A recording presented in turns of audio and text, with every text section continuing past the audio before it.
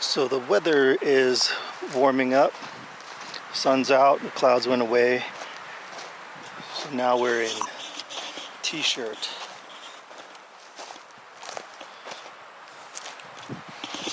So let's see. There goes a little bit of a cloud. But it's about 50 degrees. There's a lot of van life groups, and I joined one of them just to see if they knew of places to go that were in the Canadian area, in the Ontario area. And a lot of people do it for a little bit and then decide to not do it. And I get it. I get it even more for a place like Ontario, Canada, because it gets to sub-zero, and I don't know how people can live in their van at that temperature. If they're not able to cross the border and come down into the southern states to live in their vans, I see why they would have to quit.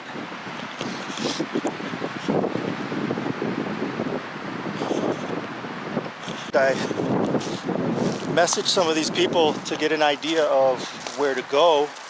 It looks like a lot of these people are pretty new and green as far as experience. Some of the questions in these groups are like, what diameter pipe should I use for my sink? What diesel heater should I use for my rig? I commented on one of them. I said that we're this far into it now, we don't use a sink anymore. I tore that apart, and I use the sink for storage. Under the sink, where I would have my 5-gallon jugs, one with fresh water, one with gray tank. Now I have room for more storage as far as what you need, like food and water, as opposed to a gray tank and a fresh water tank that you're just gonna, I don't know, wash your dishes with. So I commented back saying, you don't need a sink. She asked, well, how do you wash your dishes? I told her with paper towels and a bottle of vinegar. And then those paper towels you just throw in a little garbage bag and then toss that out when you get to the gas station. And then she went on to say, well, how much does it cost for paper towels on a monthly basis? I just stopped the conversation there, because if you can't figure out how much it's going to cost you to get a $1 roll of paper towels to wash a dish, then maybe this is not the thing for you. Another one of the questions popped up that said, I have 30K to 40K allotted to a rig, and they want to buy a rig and move into the van, and they're asking, so what kind of van should I get? A Sprinter, a Mercedes Sprinter, a Transit? I commented back saying, why don't you try it first? Either go out in your car and go camp and figure that out if you like it or not. Comment back was, well, I wasn't planning on camping, and neither were we. I'm not a camper. I've never gone camping except for when I was a kid playing baseball, and we would camp out near the baseball fields if we had a far drive. Or when I was younger, I'd go to the cottage and we'd be in the cottage, and that was as close to camping as I got. When you're out here, You become a camper because you'll figure out quick that living in the city in a van is not sustainable. It doesn't work. You can do it for a week, 2 weeks. We did it for a month. It was actually cheaper to live in an apartment because you're constantly spending money. And the places that you go, you can't stay. So you're trying to be stealth in a place that is not suitable to be stealth. You can't be stealth in the city. You think you're stealth, but people know. So I was just saying, try it out and camp. And he said, well, I never thought about that. Maybe even try renting something, even a Class C. See if you like it. Go for like 2 or 3 weeks and figure out how are you going to get the water you need for that sink, for that toilet, for that shower that's in your rig. I got rid of my shower, I got rid of my sink because it's more of a hassle. When we were in the desert and it was 103, I took a gallon of water and a towel, a hand towel, and that's basically how I showered.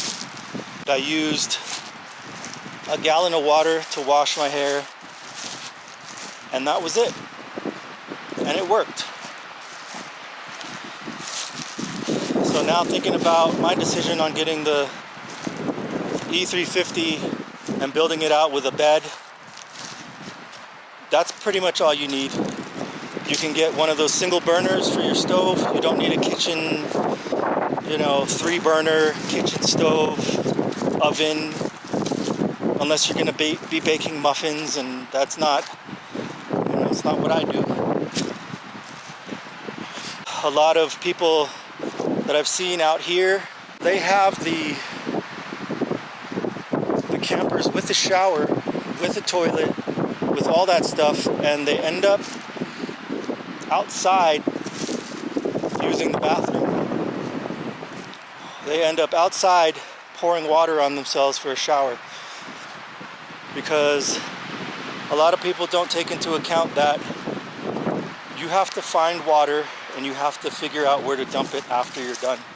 And they don't think about that when they're in the beginning stages of, I want to get out of, this situation and move into a rig. So the shower, the toilet, the sink, those are things that actually are harder to deal with when you're out here because I don't even know where to get water if I were to fill up a 30-gallon tank on a rig. But I know I can go to Walmart and get a couple of jugs of water. I know I can towel bath. I know how to wash my hair with a gallon.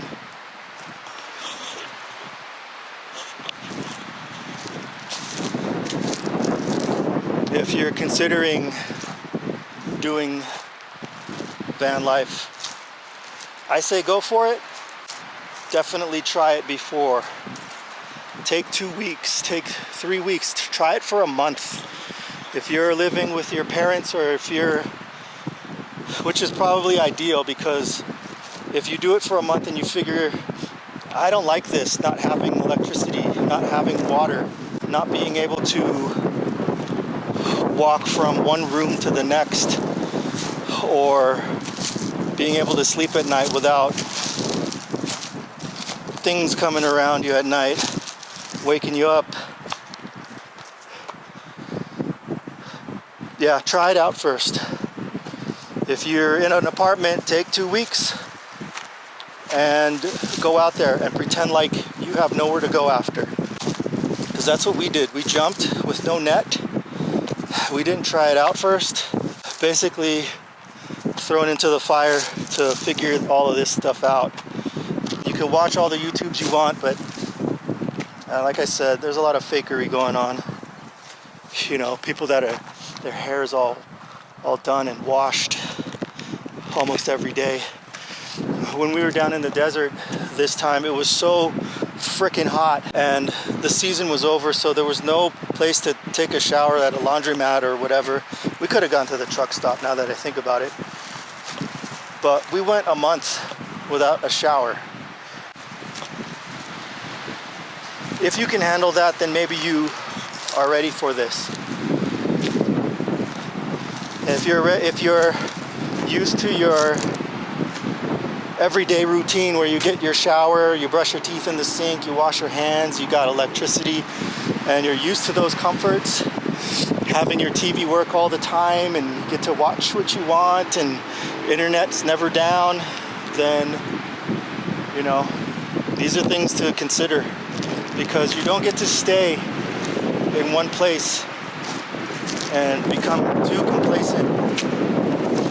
And if you do find that place, you will stay. I guarantee it, if you find that spot, because you're not going to want to drive around.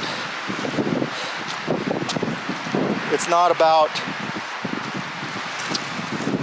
going from this scenic view to the next scenic view to the next scenic view and everything is hunky-dory. Your rig's going to break down.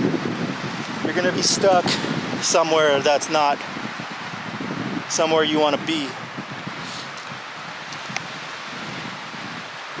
Oh, I forget how hard it is to breathe up here. The nose is all runny.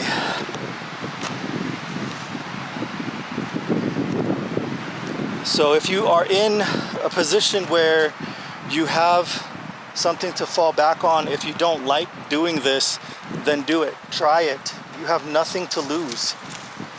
Like I said, all those comforts, if you're not willing to give up those comforts, this is not for you. You'll give up.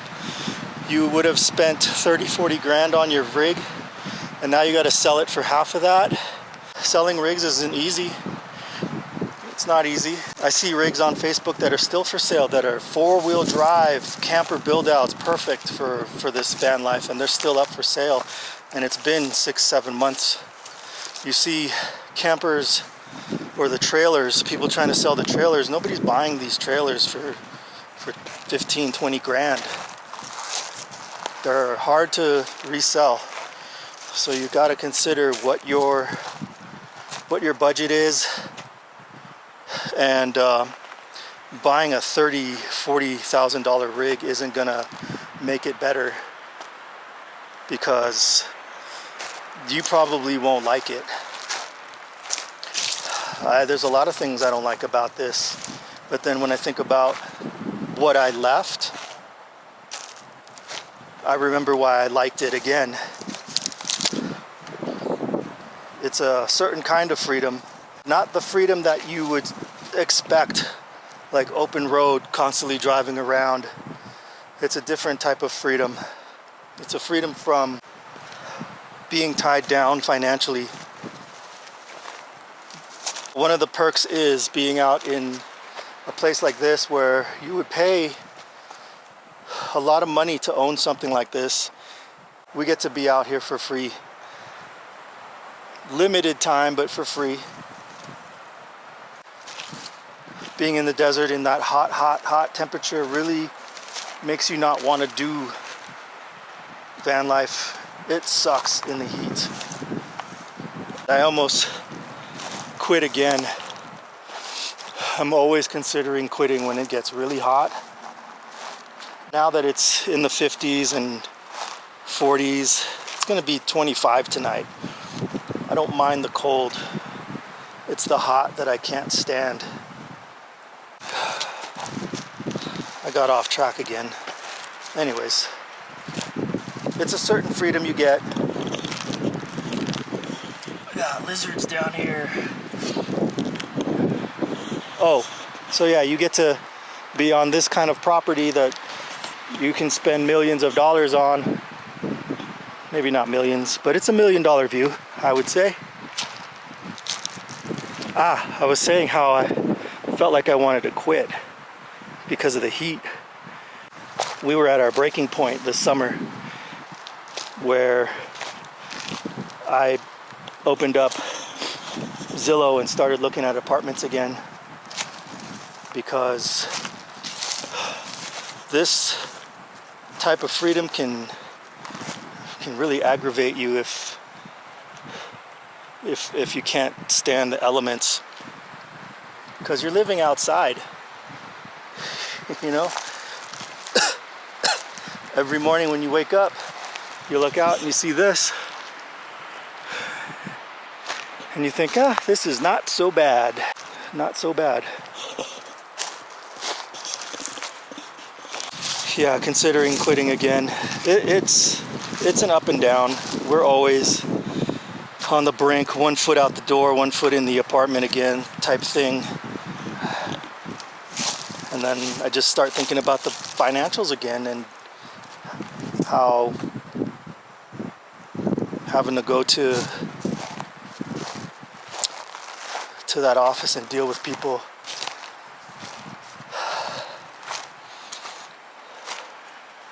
The hierarchies, the egos,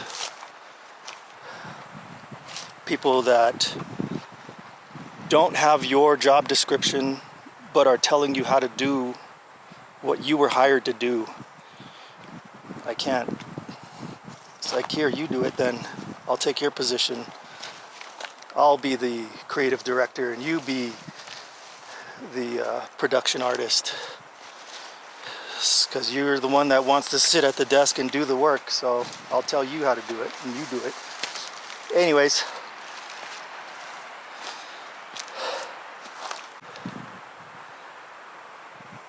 Try it out. 2 weeks. Rent a van. Sit in your car. Just see what it feels like to sit there in the middle of the night with nothing around you. Or try it in the city and sit there and try to be quiet, and trying to be stealth in your car or in a van. Because when you're in the city, you gotta pretend like you're not in there, so no lights unless you cover up all your windows, and when you cover up all your windows, that's the tell that you're living in there. So there's no such thing as stealth. None at all. That's why we ended up becoming full-time campers. And as much as we hate it, we love it. Doing this is harder than living in an apartment. So anybody that's gonna write in the comments, oh, that people that do this are lazy, and I've seen it. Those are the people usually you check on their channel and they have 0 videos up, and all they do is troll all day to make themselves feel better about the lack of trying anything. So they'll watch your videos if you're out there getting people trolling you. Every time you look at whoever's trolling you, 0 subscribers, 0 followers. They're just keyboard cowboys. Scared to try anything, scared to even show their face. Guarantee you, you come out here, you're not going to talk like that. Well, I'm going to go back in the van now, and I'm going to make me a sandwich. I can't upload this now because I got no internet. I'm filming on my Sony. Like I said, you don't get all your comforts out here. 7,000 feet, no internet. And I'm not buying no Starlink.